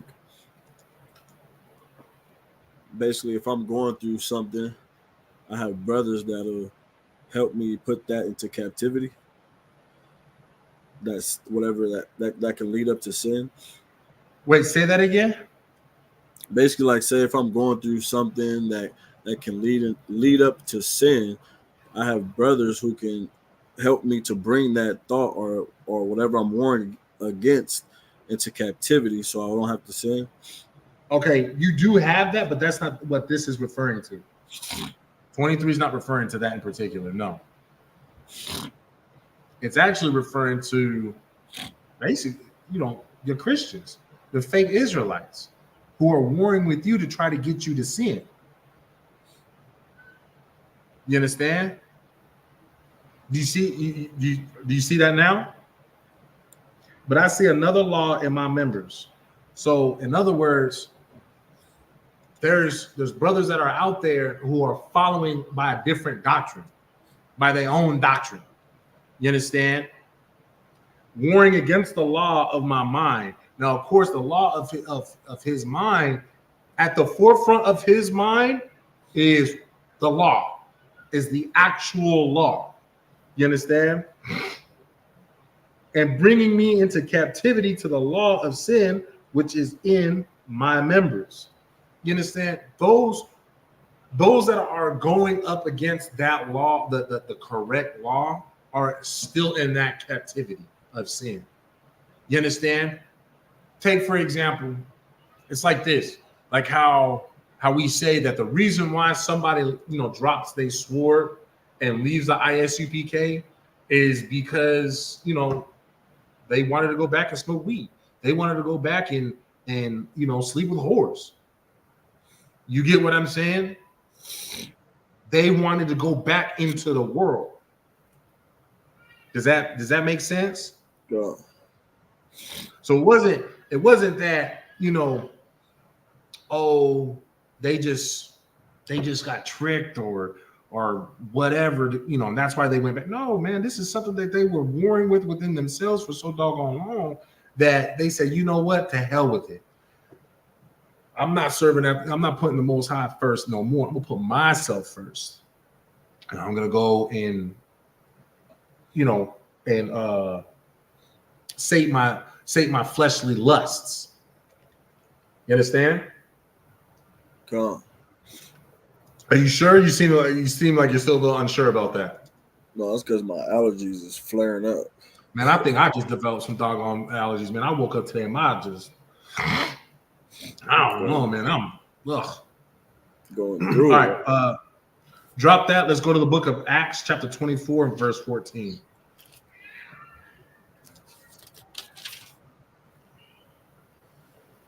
It's the book of Acts, chapter 24, and verse number 14. Mm-hmm.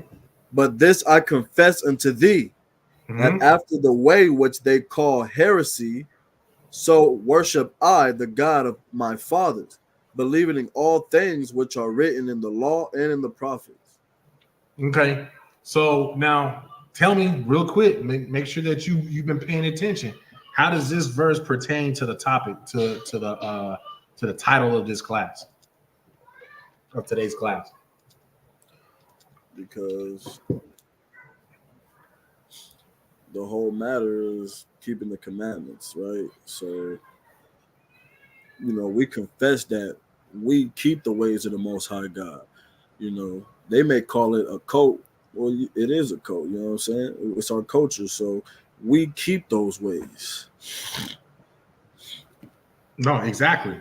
It doesn't matter what the hell you call it. Actually, you put it in your own words, but exactly what I was going to say. It doesn't matter what the hell you call me. It doesn't matter what the hell you call us. Because at the end of the day, I'm going to do what the Lord commanded me to do, which is to follow after the law. How did it say exactly? I worship the God of my forefathers, and I follow after the law and the prophets. I mean, if that's heresy, if you call that heresy, then yeah, okay, fine. That's all right. If you call that, being a cult, then all right, fine. Call me a cultist. All right. What's your point? Either way, I'm still going to do as the Most High God commanded me. And you know what? And that's exactly why one of our biggest mottos in the ISUPK, and you'll really learn what it means as you go through Hebrew Academy. You got a couple more months, man. You'll really learn what it means that, like, man, we don't want no cowards in our camp. We don't want you in ISUPK if you are a coward, if you can't hold it down. In fact, just go ahead and go back to the Lavender Lads. Go back to your Christian church. You understand? What does General Muhammad say? We are stronger by, what is the word? Subtraction. We are stronger by subtraction, because the less of y'all that are in the school, the less of y'all that are in our ranks, the less of y'all that are around us that can't help but to be lustful, that can't find it in themselves to be strong enough to follow these laws, statutes, and commandments. You're gonna leave anyways. Just leave now. You understand? Don't waste anybody's time. Don't, you coming in to be a goddamn snake. So then that way, when it's time, when you finally decide for yourself, I can't do this no more. you're gonna befriend everybody that's around you. So what? You can pull a brother or sister out with you as well. So then that way y'all can start your own Israelite group. And then the first thing that you're gonna do is start these false rumors about, in the ISUPK, they beat their women. In the ISUPK, they pip out their women. In the ISUPK, they do this, they do that. Okay, let me ask you this. If all that is going on, how come we've never been prosecuted of any of these crimes? You understand? You left, hey, Bobo, you left because you're not strong enough to hold it down for the Most High God. If you're not strong enough to hold it down for the Most High God, what the hell makes you think that you are a good brother or sister? What the hell makes you think that you are somebody good to have around in our lives? I mean, hell, if the second greatest commandment is, just short of the first greatest commandment, that lets you know how important brotherhood and sisterhood is. But you don't understand it, and that's why you bail out on us. So that's why I say, go ahead, just don't waste your time. Don't go to Hebrew Academy.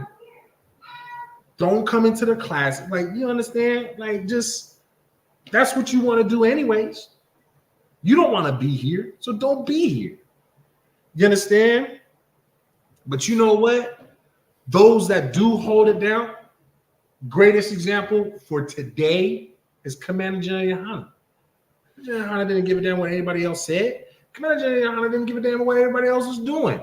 Everybody else was leaving, and Commander General Yohana said, I'm holding my post. I'm not going nowhere because I know that this is the truth. I don't care what you call me. I don't care how you view me. You understand? I'm holding my post down. And let's give that brother a hand, man. You understand? If it wasn't for Commander General Yohana, we wouldn't have this opportunity that we have right now. Look at what he has built, because the man has integrity, because the man doesn't give a damn about what other people called him, what other people were doing. He knew that he needed to worship the God, the God of his fathers. You understand? Believing all things which are written in the law and in the prophets. You understand? Held on to all of that. You understand? That's why we give a hand to Commander General Yohana when it's due, because it is due. You understand? All right, go ahead and drop that. We're going to go to the book of Ecclesiastes, chapter 26 and verse 4. Ecclesiastes? Yes. Chapter 26? Yes, 26 and 4. Hold on, I'm trying to get there. Ecclesiasticus? Oh, you're right. Yeah, no, it should be cuss. Yeah, apocryphal. 26 and 4. Go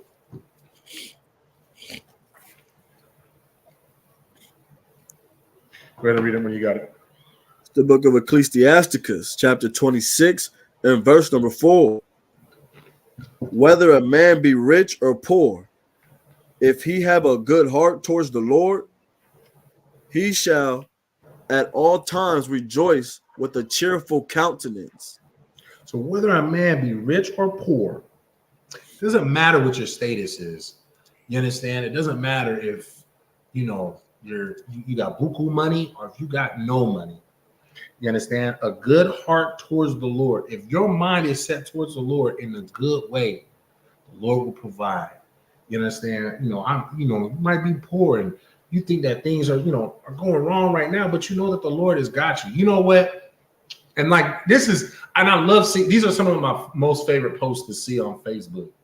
Is I'm not gonna name drop anybody, but when brothers will do like a before and after, like when they were young men and troopers, and then you get to see what they are now 10 years from then, where they're officers 5,000, captain 10,000, captain 13,000, what have you. And like a lot of these brothers, man, like they was homeless, sleeping on. They'll tell you their stories about how they was sleeping on a park bench, found out about the truth, got themselves together, and then, man, they got. I mean, hell, a lot of them they own houses now. They got their own car now. In a matter of, 10 years, well, obviously it was less than 10 years, but you get to see them after 10 years when they're all set and established. And it's just like, yo, that some of the before and after pictures is like, yo, that's wild. That is nothing short of a miracle. Barakatah Yahweh Shai, man. Like that is such a beautiful thing to see these brothers' transformations like that.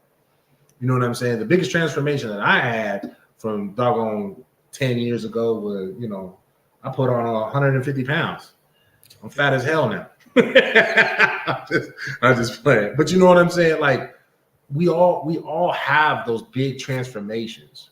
You know what I'm saying? My favorite ones to see just personally is just to see that a brother like that, there really is hope no matter what condition that you're in. Man, the Lord will see to it that you are provided for and taken care of. You know what I'm saying? It doesn't matter if you're sleeping in the freaking, the park tunnels, the park benches. You know what I'm saying? Always struggling to find somewhere just to lay your head at night because the police are freaking, they dogs about the homeless and stuff like that. Like, matter of fact, I just skimmed through a freaking article the other day where it was talking about how right now the state legislators are trying to debate on how far out they're going to have the police jurisdiction to run homeless people out of cities. So in other words, they're trying to decide how far out of a city they're running someone off where they're just, because they're homeless or trying to sleep on a sidewalk, what have you, where they're just running them off into like the middle of nowhere. So in other words, they're trying to kill them. They don't care for them. But you know who does care for those brothers and sisters in that position is Commander General Yohana, is the Most High God, is Yahweh Shai Mashiach. You understand? You just got to do your part. Just like what I was saying earlier, you understand? As long seek after the kingdom of God, and everything will be added unto you. You understand? If he have a good heart toward the Lord, he shall at all times rejoice with a cheerful countenance. You understand? That's just just got a good spirit about anything and everything. Oh yeah, I just lost my job, got kicked out of my house, lost my wife, lost my kids. You know what? Like, this shit suck right now, but the Most High got me. Always remembering that. No matter what type of hardship that you go through, understanding that the Most High has got you is just having a good heart towards the Most High is so important. You understand? Because, of course, when you have a good heart towards the Most High, you already know I got to keep on fearing the Lord. I got to keep on keeping the law, statutes, and commandments. So, I mean, hey, you know what? This hardship is just for a time. Job's hardship wasn't forever. You understand? That man lost his children, his livestock, his wife. That man lost everything. He was in his deathbed, damn near his deathbed. Couldn't be his deathbed because the rule was that Satan couldn't kill him. But hell, damn near to everybody else looking in, looked like Job was on his deathbed, covered in blisters from the top of his head to the bottom of his feet and everything in between. But you know what? He held it down and just because he understood that this is just for a time. This hardship is for a time. What's more important is that I keep and maintain a good heart towards the Most High God. And the Most High God decided, you know what? This man has suffered enough. Return all of this back to him tenfold. You understand? So if he had 10 sheep, that man was giving back 100 sheep. If he had 1,000 cows, that man was giving back 10,000 cows. If he had 5 wives, he was giving back 50 wives. You understand what I'm saying? All of these things was replaced because he kept a good countenance towards the Lord. so like a good heart towards the Lord. He knew that what was important amidst all of this, all of that hardship, was that he stays fearing the Lord and keeps his commandments. You understand? Doesn't matter your circumstance. All right. Let's go ahead and drop that. Go to the book of Matthew, chapter 4 and verse 4. Matthew 4 and 4.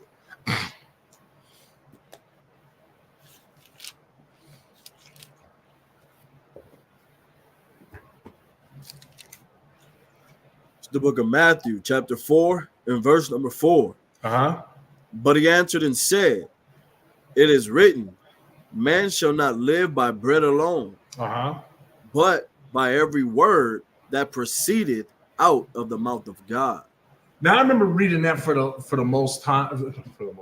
first time, and even having the breakdown. Like I had to have this broken down to me like several times, right? Because it didn't make sense to me, right? What do you think this is saying right here?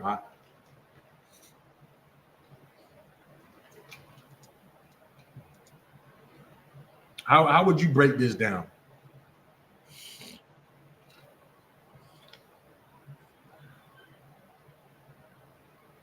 You can't just live by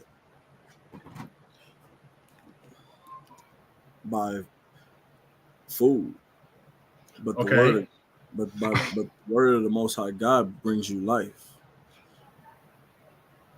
Okay, give me more. Like you right there, you at the door.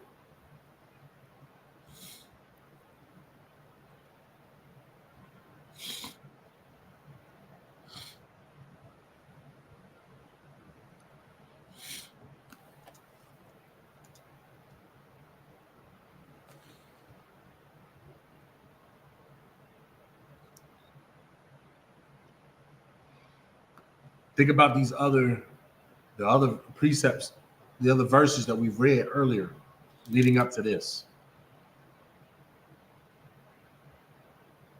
Because, okay, this is my question, right? To help you out. Without ever reading the Bible, could you live a full life of 100 years? You could. You could, right? So what does it mean by, it is written, man shall not live by bread alone, but every word that proceedeth out of the mouth of God? What does it mean by that? What does Yahushua mean by that? Go ahead.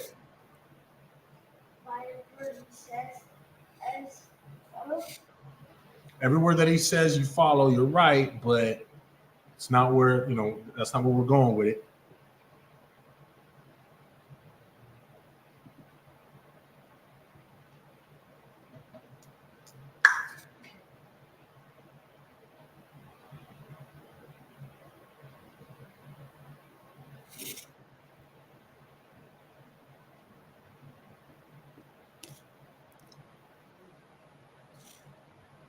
I don't know.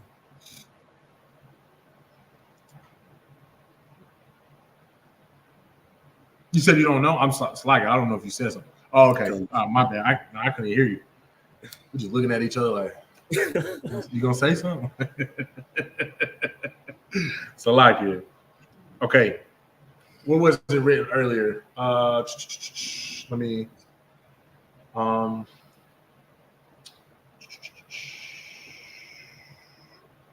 It's not that one. It's not that one. Find righteousness for life. No, it wasn't that one. Use the word commandments.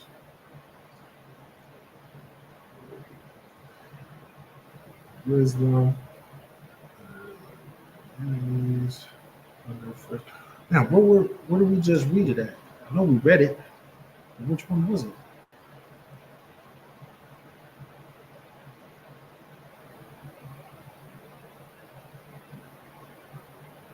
Okay. It's like, oh man, which one? Because I need that one right there. So like, I'm trying to remember which freaking. scripture we had. It's not Ecclesiastes 12:13. It's not Proverbs 21:21. Oh, no, it is Proverbs 21:21. Salaki. Read Proverbs 21:21. Salaki. That's the precept I want you to use. So read that again, Baba Kashah. Yeah. And then make sure you hold this place right here.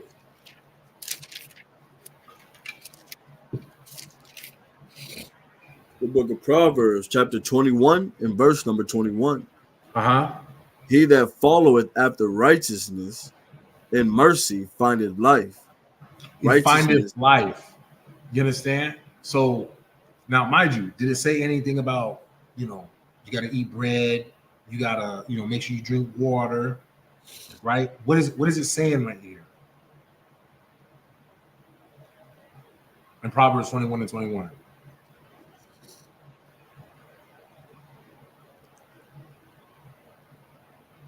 Meaning you find life Like, what does it mean by you find life?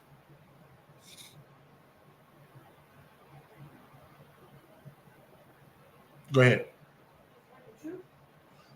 Okay, you find the truth. Close.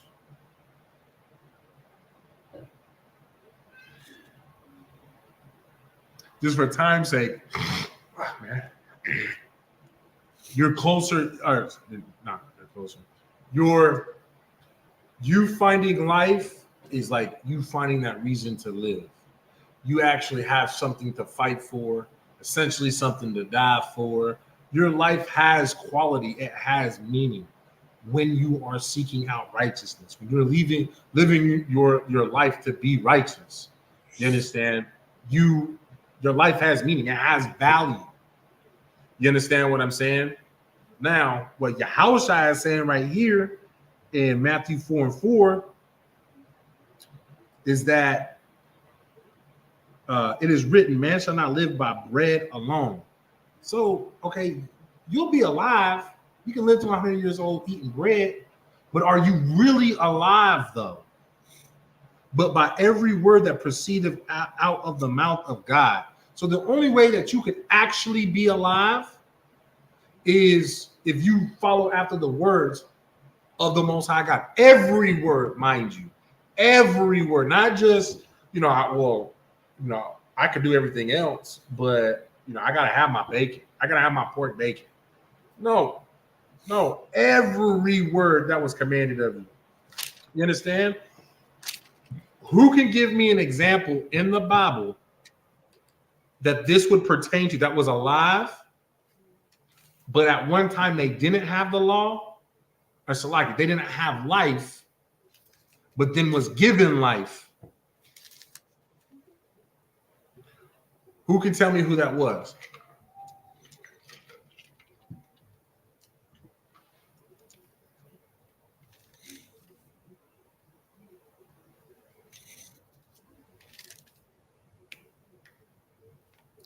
us, the Israelites. Okay, so us, but I'm saying,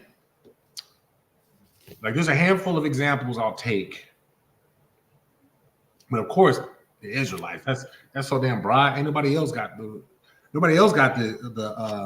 breath of life.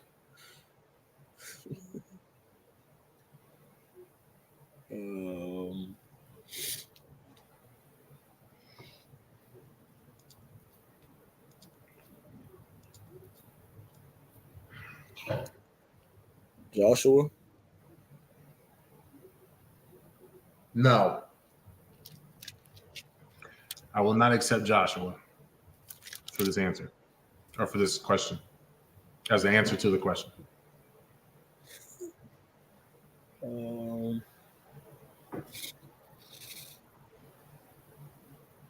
disciples. No. No, as in, I will not accept that answer.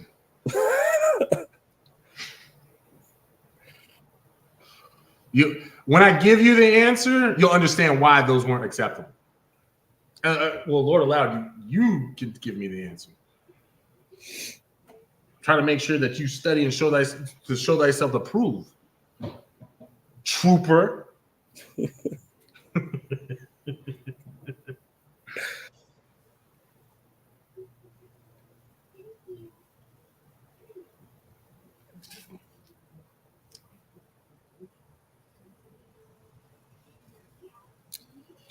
I'm just saying, if you would have been paying attention to what I said just like a few moments ago, I damn near gave you the answer. And I'm not going to repeat it because after I said it, I was like, "Ooh, I gave him the answer." But you know, you're not listening to every word being spoken, so you missed out.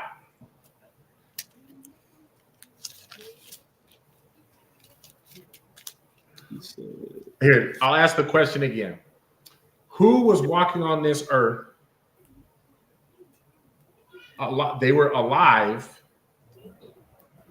until the Most High chose them to give them life. So in other words, they were eating bread and water, and they were eating and drinking, walking on the earth.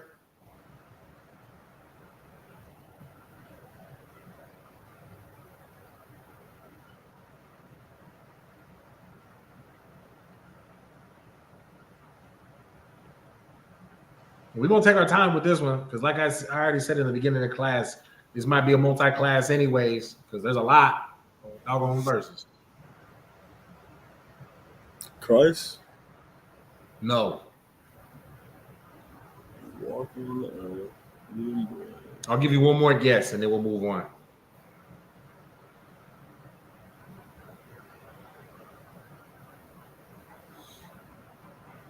There's two different answers I'll take that I will accept. Damn, ain't nobody online knows either? That's crazy. Y'all not as what's the word? As involved in the class this day like y'all was the last couple weeks. Y'all slacking, man.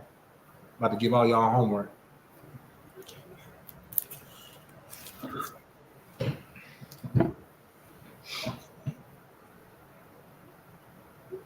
Come on. You got it, bro. I know you do. You know the answer.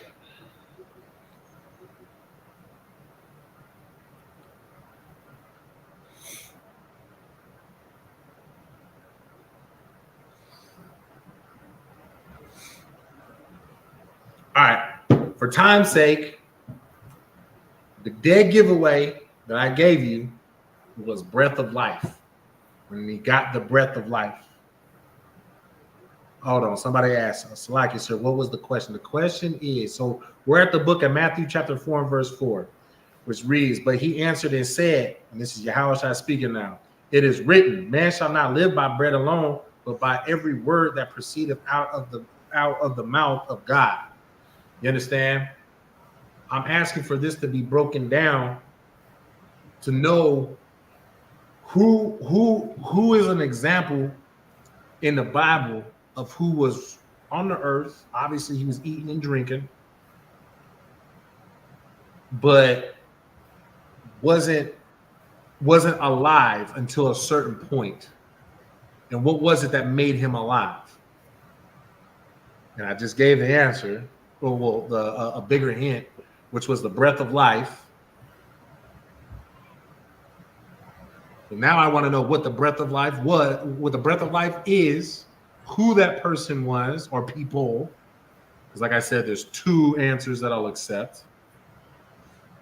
Go ahead, True. Well, he already put it. Yeah, it's Adam. Get a brother. It was Adam or it was the Valley of Dry Bones. No, now Yahushua. See, now you're walking away from it. Because Yahushua always had the spirit. Yahushua always had that breath of life. Now who can tell me what the breath of life is? You had your hand up? What's up? Oh, I was just going to ask which one there was right here. Huh? I was just going to ask which one that he said because I couldn't hear you. Oh, it's Adam or the Valley of Dry Bones in the book of Ezekiel. Those would have been the two answers that I would have accepted. But now what my question is what is the breath of life? And you should be able to find that answer in just this verse alone. There you go. Hey, the brother right here, Salakia, Davion, the brother is on it right now. It's the word of God. Those laws, statutes, and commandments. That is what brings us to life. That is what gives us purpose. You understand? That's what, I mean, just to put it simply, that's what brings us to life. Adam was at a low state. He was at a low state. He was basically like the dust of the earth. You understand? Trooper Warya. So like I probably butchered that. But Most High Christ. Adam was the part of the dust of the earth. He was at a low state until the Most High gave him that breath of life. So in other words, Adam was moving about on the earth doing whatever the hell everybody else was doing, eating whatever, drinking whatever, doing whatever. And then until the Most High chose him to receive the law, statutes, and commandments, then he was given that breath of life.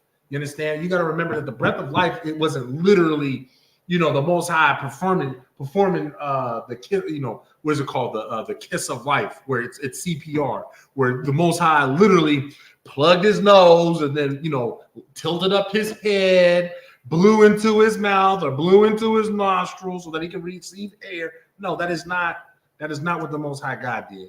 The breath of life is simply the law, statutes, and commandments. And it makes perfect sense when you think about it as a nigga. Don't think about the Bible like how the white man has taught us to interpret the Bible, where everything is literal. They do everything literally.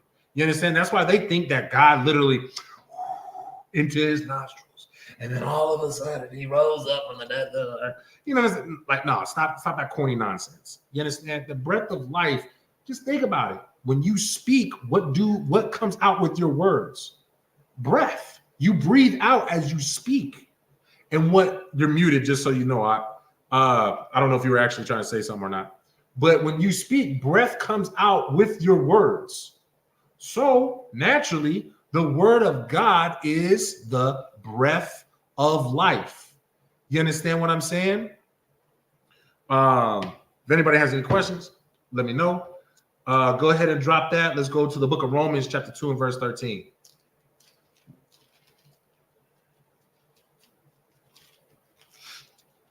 But y'all understand, do y'all understand Matthew 4 and 4 though? Because like I said earlier, man, that was one that I had a very hard time understanding.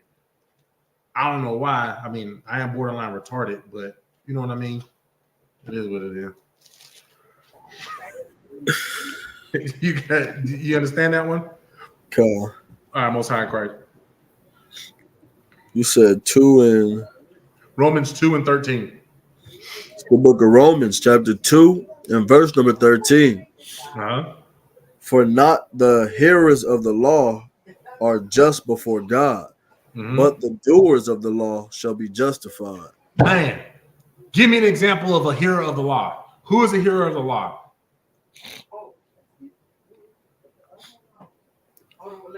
Everybody outside the ISUPK.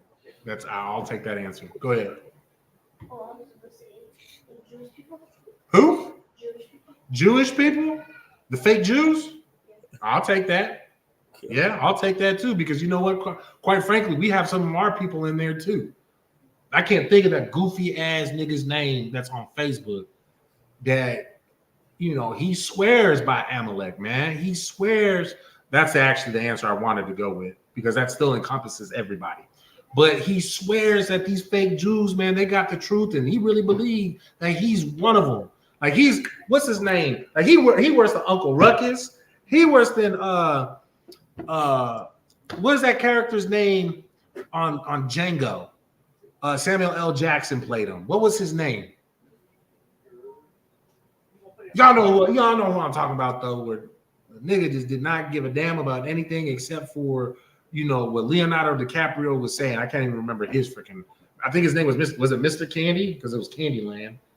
The plantation was called Candyland. Whatever. Y'all get my point though. Worse than him, man. This man stays by, and he on Facebook trying to argue with us. Oh, your guys' Hebrew is incorrect, and I can prove it. Nigga, you do realize the Hebrew that they speak is Yiddish, which Yiddish is a derivative of a Germanic language. You understand? They're Germans. They're German and Polish. They're not real Jews at all. And they'll let you know if you just go through the roots of the Yiddish, that's not real Hebrew. But like I said, this man is defending it because he loves his slave master. He loved living in Candyland. He loved Leonardo DiCaprio. That's what it is. He'll sell out all of his brothers and not blink a goddamn eye, not shed a single tear, because he loves that white man that doggone much, right? You read that whole verse, right? Okay. So, but like the brother said, Christians, that's where I wanted y'all to go with it, is Christians, because Christians encompasses everybody.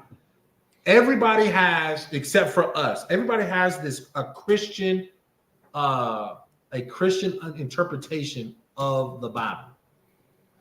There's thousands of different type of, denominations of Christianity. Sure. Thousands of them. Because, you got Mormons, you got Protestant, you got Seventh-day Adventists, this, that, and the other, and they have their little differences from each other. But the point is, what makes them Christian is the fact that you're wrong. You're wrong. That's it. You're wrong, and you're stupid because you're a Christian. You're stupid. You're a dumbass Christian. That's only way to describe them. A dumbass Christian. You go to a Christian church, you're a dumbass. You believe that Christ was a white man, you're a dumbass. You believe that the law is done and over with, you're a dumbass. You believe that you can pick and choose, basically through your actions, you're showing that you believe you can pick and choose what you can and cannot follow, you're a dumbass. And you're illiterate. But more importantly, you're a dumbass. You understand? Because clearly you don't take the time to read. We've been reading all night. The whole point, what boils down, everything, this whole Bible boiled down to one point. This very base foundation is what, Rakazai?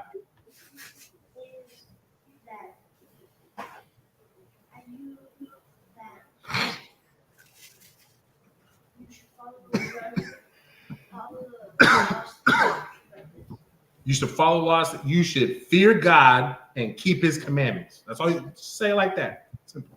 Make it easy. Fear God and keep his commandments. That is the whole duty of man. That is your entire duty, is to fear God and keep his commandments. Everything else is just, that's why I always say that these Christians are dumbasses. You are a dumb ass Christian. You a dumb Christian. Because you don't even know what the hell you're reading. You thinking that, now I could do this, and this is what Christ said, and da-da-da-da-da. Y'all do realize that Christ was reading the Old Testament when he was teaching everybody, right? There was no New Testament for Yahushua to reference from. You understand? Yahushua was reading the Old Testament and saying, you don't understand the letter of the law. That's why Yahushua was so goddamn important to be on the earth and be the man that he was. To show us that, hey, this is what the letter of the law says, but this is how it is to be a goddamn brother. This is how you actually walk the law. Because first and foremost, what is most important? Go ahead. To fear God. To fear God and follow his commandments. Okay, what's the second most important law? What's the second most important commandment, I should ask?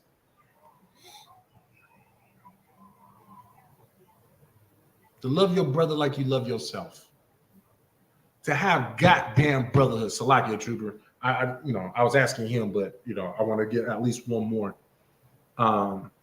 before we cut the class, right?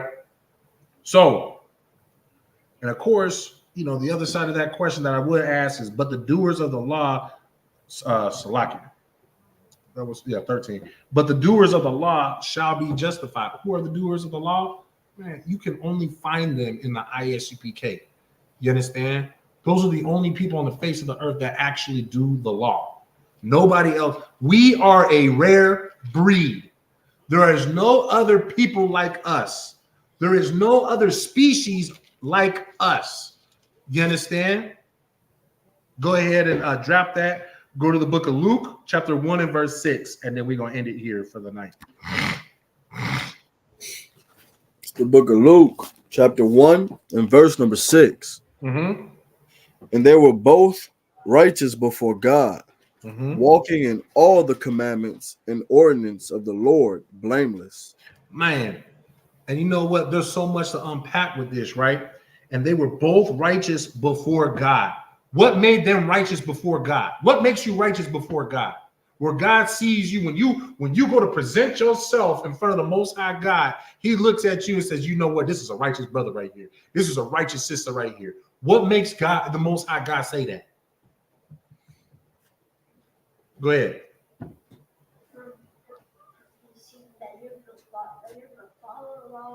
That you are, or that you did?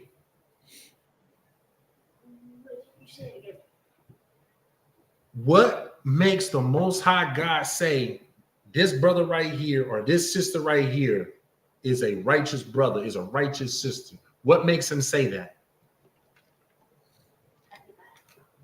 Go. That you did, it is when you follow the law, you have the brotherhood.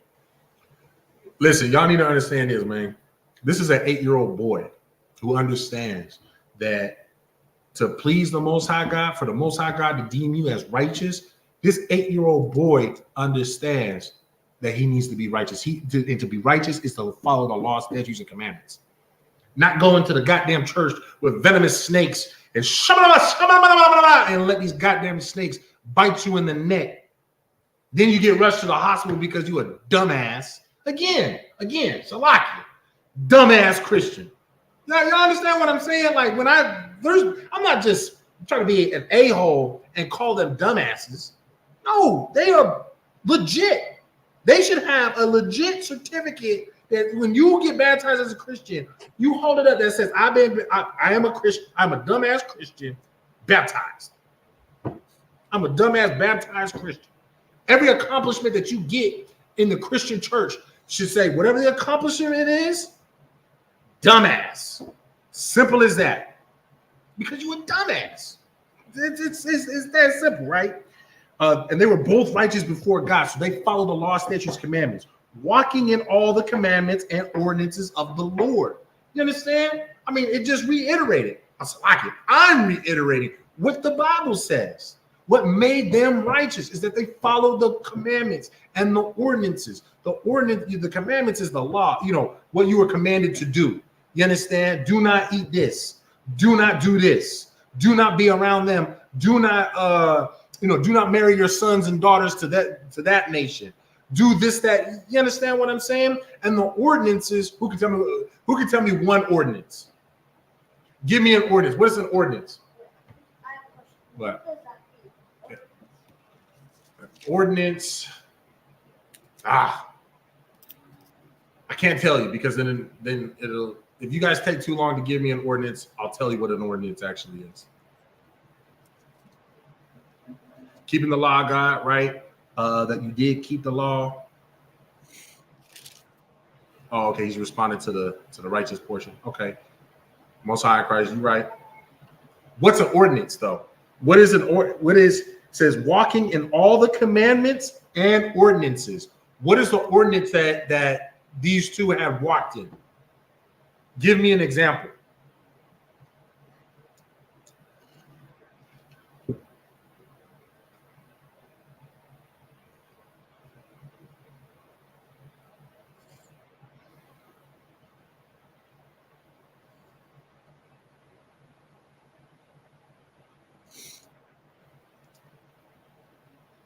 It's a law. More seconds. What's up? It's a law. It's not a law. Well, keeping them is a law. Doing them is a law. But it itself is something different. And just for time's sake, an ordinance is like a tradition.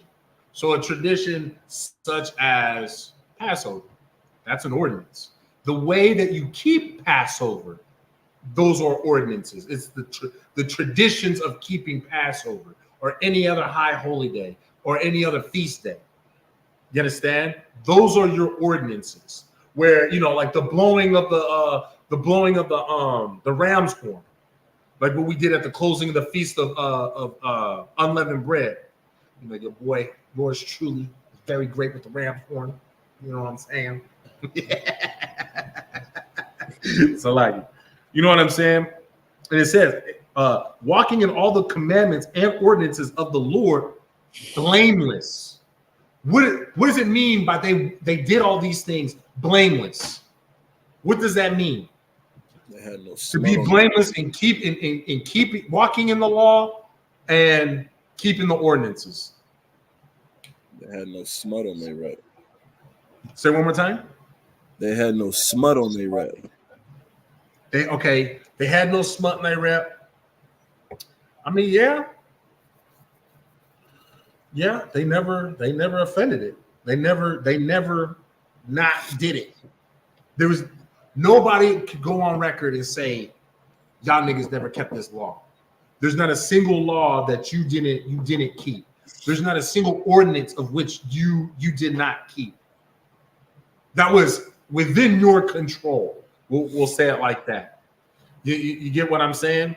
Since we did go a little bit over the time, we're gonna skip over the security announcements, but we'll go ahead and salute out the teacher. First and foremost, let's give the Lord a hand for us having these classes. You understand? So with that, Mena Israel Imajim, which means to stand in Hebrew. Mena Israel Imajim Shabbat, Imajim Barak. Yahweh Hashem Yahushai Barakatah. Yahweh Hashem Yahushai Barakatham. Yahweh Shamar Latah Hashem Yahushai. With that, class dismissed.